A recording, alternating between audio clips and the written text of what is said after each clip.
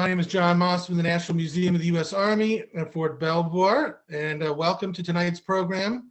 We're very excited to have a new book on a great topic that we also happen to feature in our museum, which we'll show you a little bit about that. But we've got James Carl Nelson, Jim Nelson, with us, who has a new book out on the York Patrol. This is the cover right here. It's a great book. I just finished reading it. The book just came out, and I want to welcome Jim to the program tonight and for spending time with us. So good evening to you, Jim. Hi, nice to be here. Thank you. This has been one of my favorite books so far in our book series. We're actually, this is our 11th book talk, I believe. And before we get started on the York Patrol and the story, or the real story, as you say in your subtitle, of the heroes that made him World War I's most decorated soldier. Can you tell us a little bit about yourself? I know you were a reporter for a long time, and you've also written three other award-winning books. I was a reporter for about 35 years, originally from Chicago. And yeah, I've written actually four other books. Remains of Company D, 5 Lieutenants, a book about the Marines, I'm sorry, I Will Hold, and the Polar Bear Expedition, and now the York story. So yeah. Great. A lot of people know about Sergeant York, but don't really know the details of his story. And really, when most folks, when you ask them about, or at least those folks who have read up on World War I, they know John Pershing. Some of them might know some of the World War II generals that got their start in World War I, but Alvin York was really the most famous, at least enlisted soldier or fighting soldier of the war, a little bit like Audie Murphy was to the World War II generation. What is it about him that, and we'll get into a little bit more details, but what is it about him that was so appealing to the American public? He had a backstory that contrasted severely with his being a soldier. He was born in the middle of nowhere in northeast Tennessee in Fentress County, and he was son of a farmer. Lost his dad when he's in about his teens, I believe. And after that, in his early 20s, Alvin became a hellraiser for a time, gambler, hellraiser, drinker, until he found Jesus. He was courting this woman, Gracie Williams. Her family didn't approve of him, and for that and various other reasons, he took to religion and joined a fundamentalist church. The first tenet of which is, as in the 10 Commandments, thou shalt not kill. When war was declared on April 6th, 1917, he soon after received his orders to report for examination for the draft board. He tried to get out of it on grounds of being a conscientious objector because of his church. Ultimately, the board did not recognize the small sect that he was with as a legitimate church or part of a legitimate church. So he wound up being drafted.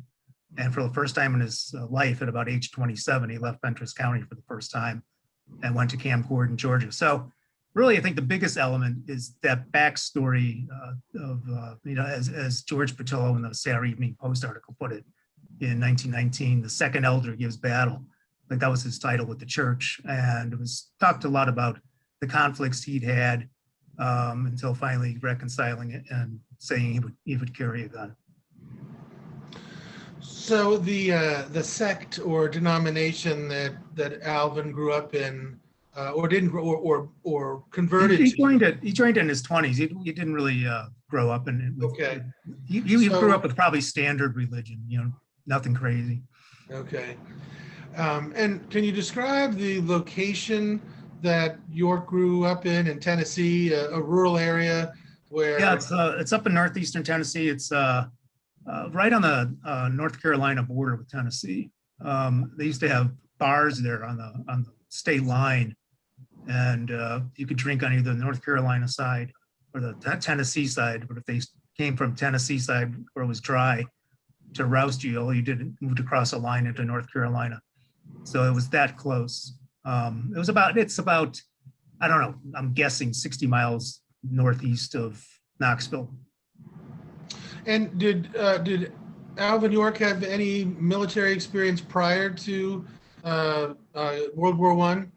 No. There were some fighters in his family on both sides of the Civil War, and even going back to the Revolutionary War. It was an old family, but no, he did have experience, though. His father taught him how to hunt. He spent a lot of time hunting in the woods with his father, and that's a second element of his story. Is he became this crack shot. Sort of apocryphal stories about, if you've seen the movie, about how he could shoot the head off a turkey from 100 feet or whatever. So that was another element of his story, was just being excellent with a weapon.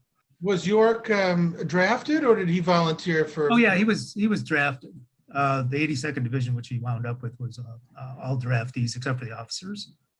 So yeah, like I said, he fought being drafted for several months with the local draft board before finally losing. So in part of your book, you relate the story of either in basic training or right after he got into his regular assignment. He had a relationship with an officer where they would have long discussions about religion and York's views on killing. Can you tell us a little bit about that and how he kind of came around to a different viewpoint?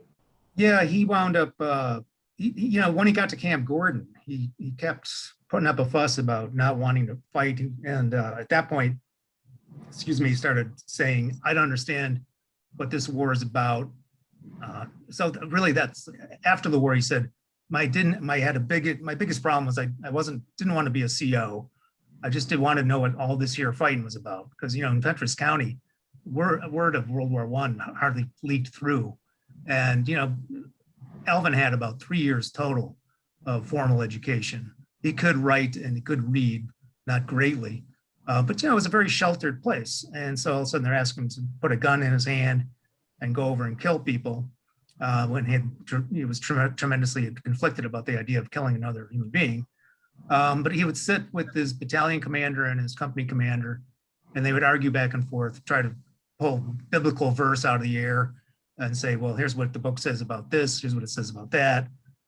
Finally, they let him go home for a 10-day leave back home to just think about it. They're actually very nice to him. You think they would have just thrown him in jail, He went back home and he thought about it, and he finally decided he decided that if it was God's will that this was the way it was supposed to be, then he would accept it. And he went back to Camp Gordon and back to his company.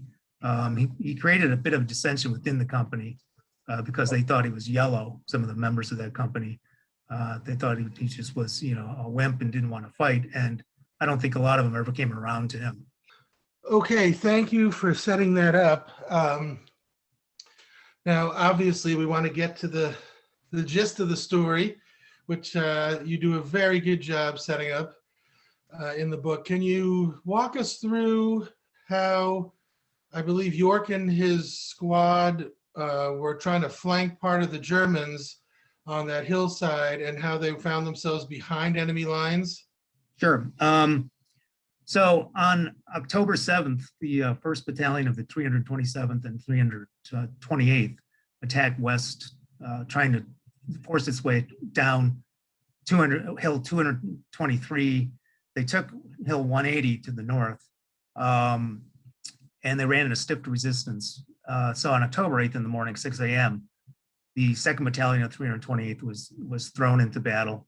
They tried to continue the advance of the 1st Battalion from the previous day.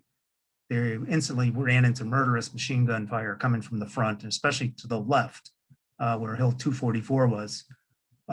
Their platoon commander for Alvin and his bunch was killed. And at one point, while they're all just ducking, eating dirt, trying to stay out of it and not get killed, Sergeant Harry Parsons came to Sergeant Bernard Early, who was actually the squad leader, and told him to go to the south, sort of to the left, try to work his way up the hill and get behind where those German machine guns were and decimate them. So 17 men set out, up the hill, down. They didn't really know where they were. They knew they were working their way behind German lines. There was actually a machine gun there that they didn't see and didn't see them. So they kept going. They stopped and conferred at various points. Should we continue going this way? So they're moving to the southwest.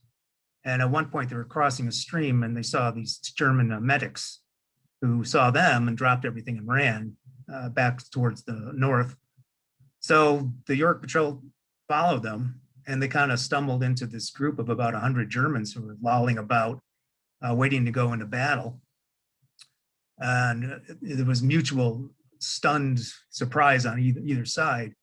But the Americans began shooting right away, to which end the Germans surrendered. They had no idea how many Americans they were faced with.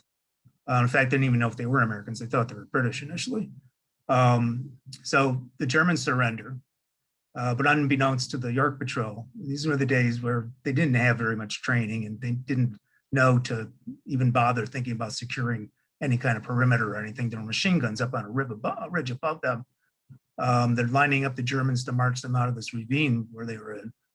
And the German guns started firing on them. They instantly killed 6 of the members of the York Patrol, including York's best friend in the company, Murray Savage.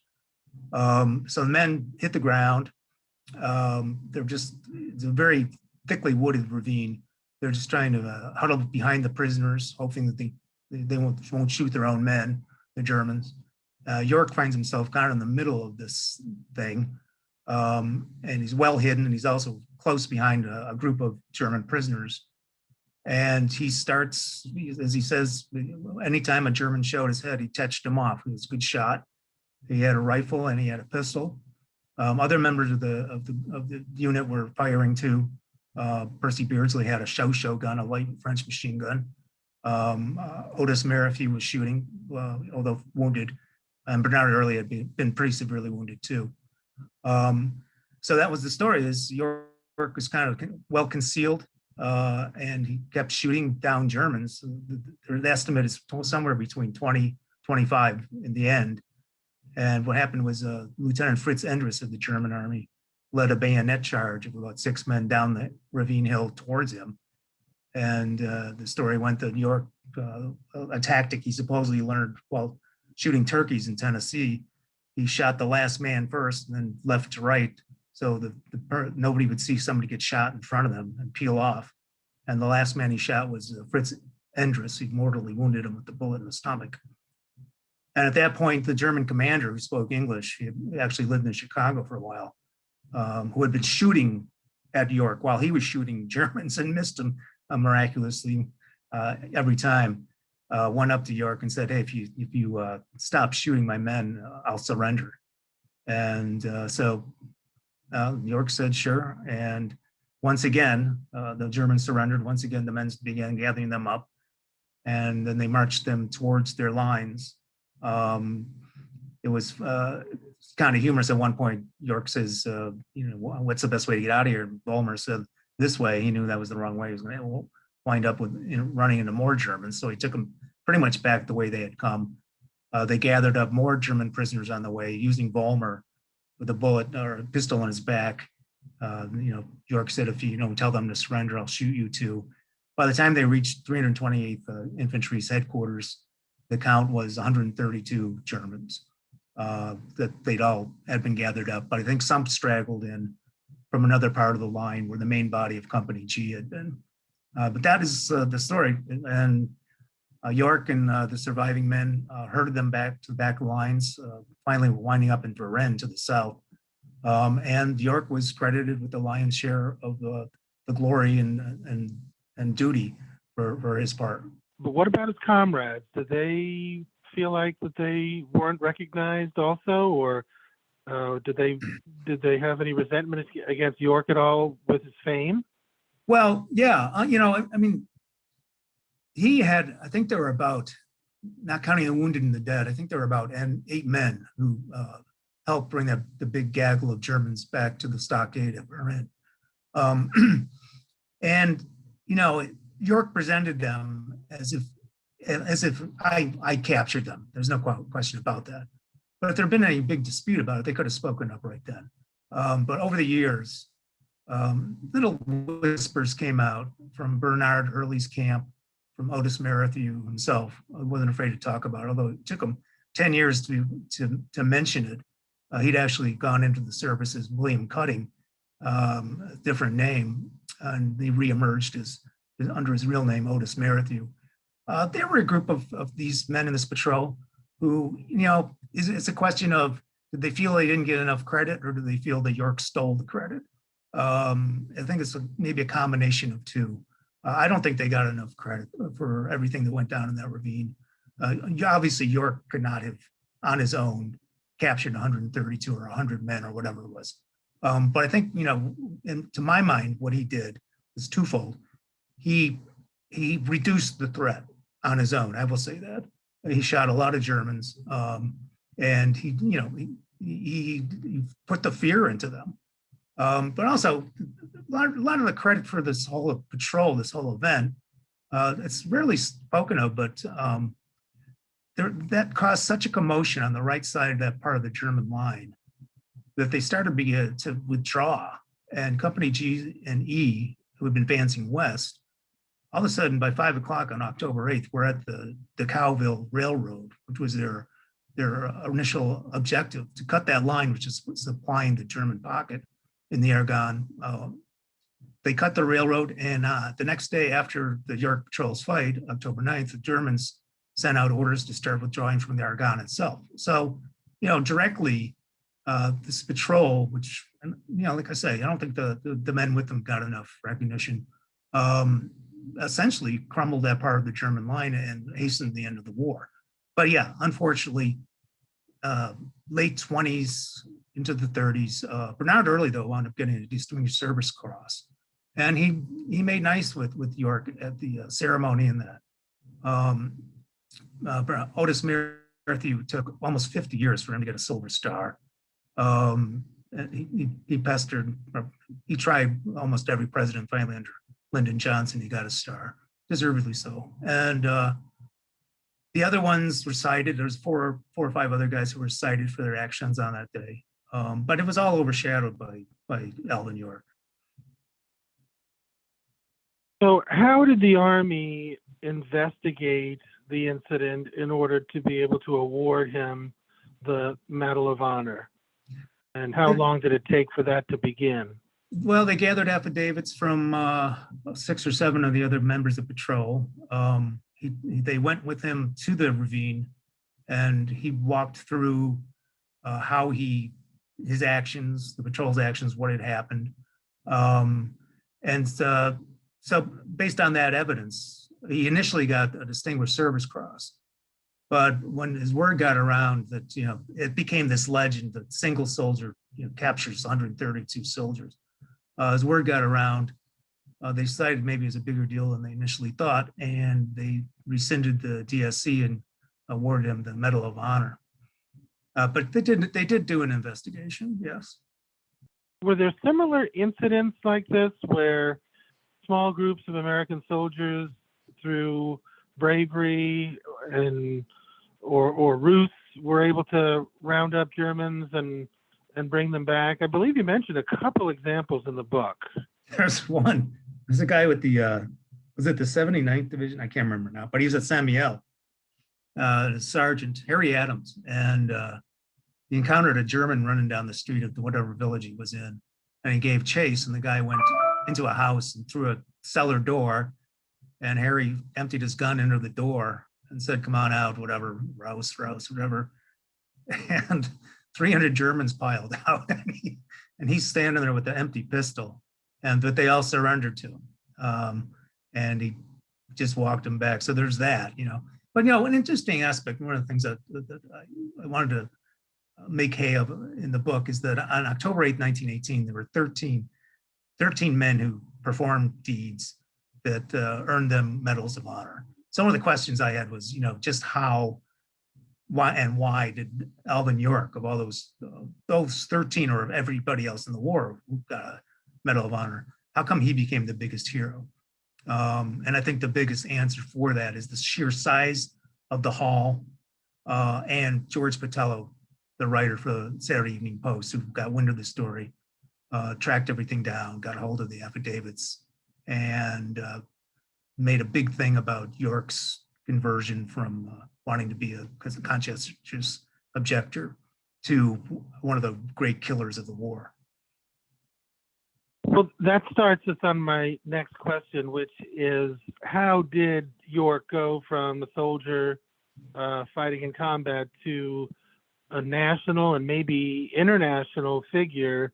And how was that promoted? Was it promoted by the Army for recruiting purposes, or was it more the newspapers wanting to sell editions? It was more the newspapers. I mean, the Army, of course, is pleased. Everybody wants heroes in their army. But it was really the Saturday Evening Post story got picked up worldwide, especially nationally too. And I mean, the Saturday Evening Post had a circulation of 2 million readers at that time. So that really was the beginning of it, and the crux of it. That article actually ran April 26th, 1919 in that week's edition. And Alvin York wasn't even back yet. But it was, even while he was in France and then Germany after the war, word was getting around. He's being sent around to talk to troops about whatever, inspire them, whatever it was.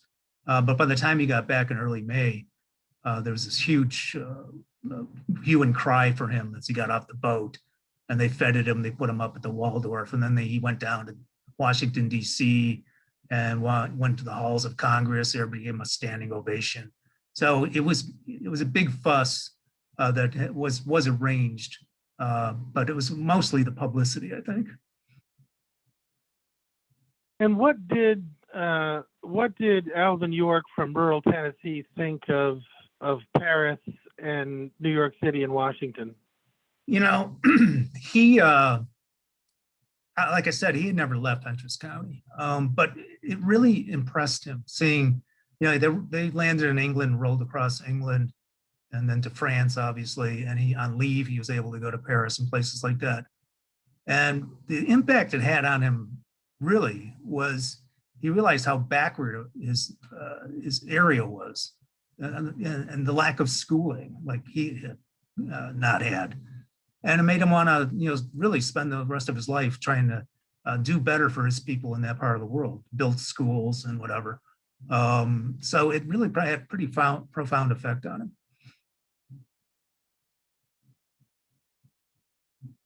Okay, so you mentioned that about trying to build schools and educate the people in his region, and I believe some road improvements to get people goods to the market and easier access to schools. Tell us what happened to Alvin York after the war. Was he successful, unsuccessful? I know he got married, but I believe in the last several chapters you mentioned some unfortunate business choices, or a farm, I think, something about a farm being... Yeah, you know, he said he didn't want to make a dime off. He would say this uniform's not for sale. He refused all sorts of offers to write a newspaper column, books, everything. But then he was impressed upon him that his desire to build schools, he needed to do fundraising to get some money together for that. So in the late 20s, actually early 20s, a book came out about, it was called, I think, Alvin York and His People. It's kind of a slim volume. But then in 1928, Tom Scahill wrote a book with him, you know, Alvin York's War Diary, which did a little bit better. So he got $40,000 or something for that. But meanwhile, he had been awarded given a farm by the Kiwanis Club in Tennessee. And the problem was they only paid for half of it. So he came home broke, and then all of a sudden he had a $10,000 mortgage to pay. He was not a very good farmer, and he was horrible with the money. And then they started having kids, he and Gracie. And so, yeah, throughout his life, you know, part of the thing was that their religion discounted having money, having any material goods. And so I think he had that kind of attitude about if he had money, he gave it away, kind of thing.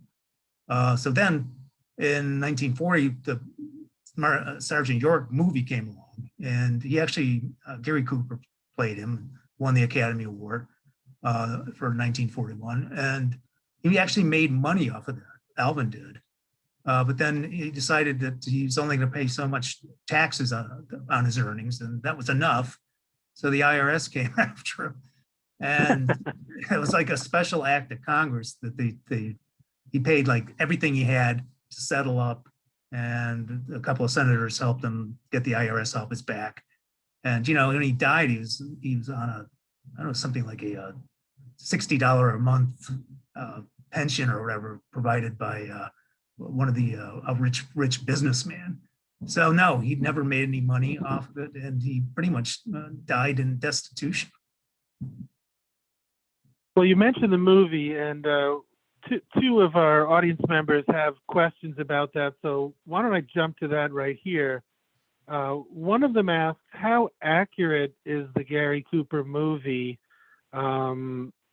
And I guess the other question is similar to that, about the development of the Hollywood version of the story. Is it accurate, and how much of a role did Alvin York play in advising anything as far as accuracy? I don't think they gave him a lot of leeway to do much advising. It's interesting though, the production company, excuse me, sent researchers into Fentress County to get a feeling for how people dressed, how they talked, how they acted. So they did do some research that way. And Alvin's story about his conflicts with the idea of killing another man, they dealt with that. They played it up a big couple dramatic episodes, like he's wandering around drunk in the night and it rains and a big lightning bolt knocks down an oak tree and he's like, that's his moment of Cesart, but that didn't happen. They made up a couple composite characters for the unit. And just various elements, like the ground they're fighting over is like, it's all deep trenches and all this stuff. And it wasn't like that at all. It's virgin battleground. It hadn't really been fought over. There was no established lines to speak of there. So, there's a lot of hokum. But I'd say it's half and half accuracy, fantasy. What, did he see the movie? And if so, what did he think about it? Yeah, he saw it. I'm pretty sure he was at the premiere. Yeah, I'm sure he loved it, why not? I wouldn't like to be lionized like that, So yeah, he never complained about it. Let's put it that way. What happened to him? He got married. Did he have a family life, and how did he kind of end his last few years? Yeah, he got married. I think they had 8 children. Like I say, he devoted most of his time and energy to trying to raise funds for these schools, which he actually did build, but then they got in a big squabble with the local school board because they didn't think somebody was uneducated should be running it or should be superintendent or whatever. So he wound up splitting from the actual school that he built. He had all sorts of little conflicts going on in his life. Like I say, he was bad with money. So, he got involved in a few little various enterprises. But like I say, he was a bad farmer. So, it was kind of, one of the themes of my book is kind of like, be careful what you wish for. Although he didn't wish for the celebrity or anything like that. He hated it. He hated the very idea of it in the beginning. He just finally came around to the idea that he could maybe use it for good, But, I think he lived in a way of, he died probably fairly sad about how his life had really gone. I think he might have just been happier returning to the quiet of Fentress County and living out his days as a farmer. Jim, one of the questions we have is, what type of rifle was York using when this action took place? I believe it was an Enfield. There's been some discussion, I know, just looking at the internet and stuff, whether it was not an Enfield or was it the Springfield. I believe they were issued with Enfield rifles. I'm not much of a gun nut, sorry. So. Oh, that's okay. Now, one of our audience members asked about your interest in the subject and says, "What prompted you to write this book?" Well, my agent had been trying to get me to write about Alvin York for about 10 years. He, if you don't know anything about World War I, you at least know Alvin York and Belleau Wood. So, I mean, he didn't know much about World War I until I came along. And so he's like, "Oh, let's do Alvin York." And I was kind of like, I don't think so. But finally, he convinced me that my first book was called The Remains of Company Diaz, about my grandfather's unit with the 1st Division. And I ran down as many guys in that unit as I could and told as complete a story as I could about that, his experience. He was severely wounded at Soissons. And he said, "Why don't you just do a remains with the York Patrol?" And that's a good idea. Sadly, Jim Hornfisher, my agent, died in June. I'm very sorry about that. But it was really at his suggestion, sort of like, let's try to highlight the other guys in the unit who are with York, because York obviously throughout history has pretty much stolen the story. So that was pretty much the idea.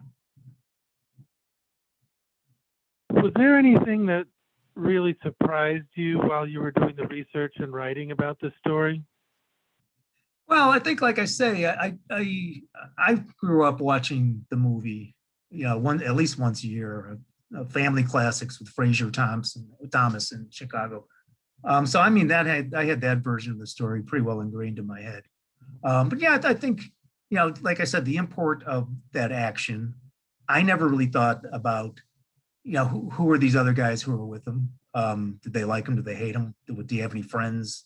I never really thought about those kind of things. I never really knew the entire detail of the actual firefight, more than a battle. So I tried to do as complete a job as that. And also the surrounding aspects of the larger war going around, how they wound up to be where they were on that morning in the first place. So yeah, I learned a lot. It's nice. So what's nice about writing books. You always have to learn a lot of stuff before you can pass it on.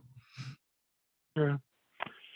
One of our audience members is interested in the cover painting on the book. Can you tell us a little bit about that? What's the story on the painting? I don't know. I don't have anything to do with covers. I'm sorry, but it's a very famous painting of York in action. I really Okay. I don't really know. What's funny about that? My third book, I Will Hold, is about a guy named Clifton Cates with the Marine Corps. And at Belleau Wood on June 6, 1918, he took like a bullet or some kind of projectile off his helmet. And his helmet is at the National Marine Museum. And he's got a huge dent just like that in his. Is that right? Yeah. Well, what we have here is the model 1917 steel helmet, which was worn by Sergeant York during the war. We have that on exhibit at the National Museum of the U.S. Army. I actually have two questions of post-World War I. And the first one is, did York show any signs of PTSD after he returned from Europe? I can't say that he did. I know, another aspect is of the story I did not realize, but this, York and this patrol, the ones who survived and weren't wounded, they spent the rest of October in very heavy fighting as they were continuing to try to push north. And they weren't relieved until the end of October, only 10 days before the armistice. And it was miserable going. It was just rain, and the troops were starting to get the flu. Clifton Cates in my Marine book talked about the same thing. No, I never got in, nightmares or anything like that. Same thing with my grandfather. My grandfather was shot through the abdomen, nicked his spinal cord. And that generation just came home and got on with life pretty much. I mean, you do hear the classic, lost generation, the Brits, and these kind of things. But and there were certainly some who suffered the rest of their lives with that. But I didn't see that in Sergeant York. Nor did I see it. I didn't see any real remorse over what he'd done. He never said, geez, considering his conflictions about killing another man, he never really spoke of harboring any doubts about the firefight and how he acted.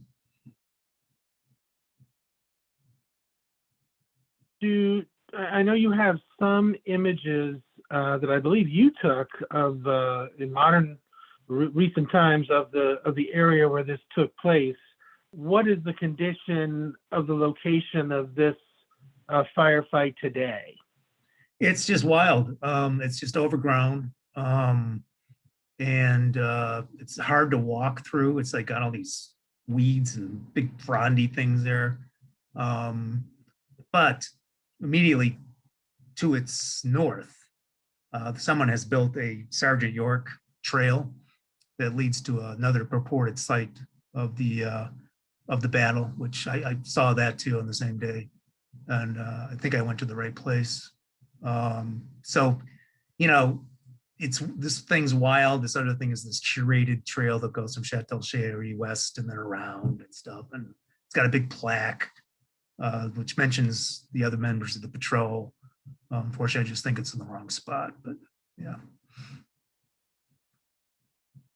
And did Sergeant York, was he involved in selling war bonds during World War II and supporting the war effort?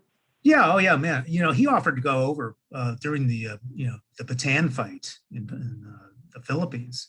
He said he wanted to go over there, so get him some of his Tennessee mountain folk over there. We'll pick off those Japanese. He was, compared to his approach to World War I, World War II, he was all in. Yeah, I'm sure he helped with war bonds. He became, I think, Sam Woodfield, who was actually Pershing's pick as the most famous, greatest hero of World War I in the American Army.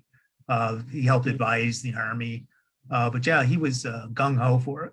And in fact, the movie, Sergeant York, it's came out in 1941 in the summer, just months before World War II started. And they said young men were going and seeing that film and then leaving and going down to the recruiter's office and joining the service. So wow.